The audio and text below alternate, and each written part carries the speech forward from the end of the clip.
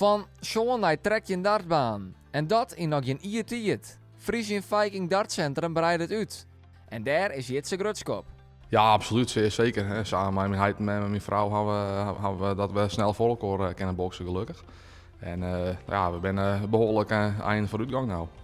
Van zo'n naar tredjebaan en wat meer beweegruimte.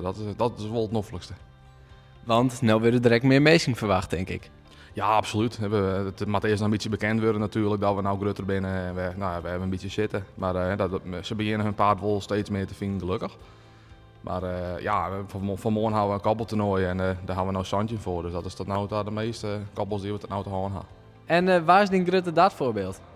Nou ja, ik heb net echt een groot voorbeeld, maar ik vind het wel leuk dat ik dan Jetse zelf ken en dat hij dat dan zo heen staat. Dat vind ik wel leuk. Ja, dus nou succes Jetse. Ja, ik vind het ook leuk dat hij, door de week zit hij dan aan gooien en dan heeft hij vervolgens ja, dat vind ik leuk. Ja. Zijn er ook nog orentoernooien op de agenda?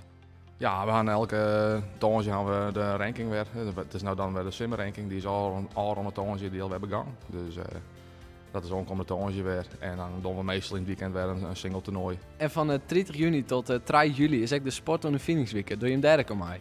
Ja, dat doen we ook om mij. Dus dan kennen mensen en vooral de jeugd kunnen dan gewoon hier komen te darten. En dan zien als ze het leuk vinden. En dan zo kunnen we misschien ook wat meer leden onloeken.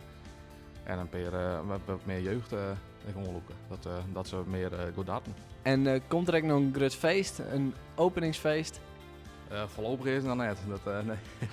We moeten nog eerst toernooitjes draaien en dan kunnen we daarna weer verder zijn. En op dit moment ben ik voornamelijk nog op afspraak hier. En dan kennen ze via mijn Facebookpagina van de Frisian Viking Dartsvereniging. Kennen ze een afspraak meidje of via WhatsApp. En dat stond er ook wel op die Facebookpagina. En we zijn er wel mee bezig om aan vaste dagen hier te gaan, maar we moeten nog even zien welke dagen precies en van hoe laat het hoe laat. Maar dat wordt binnenkort nog bekend maken. Ja.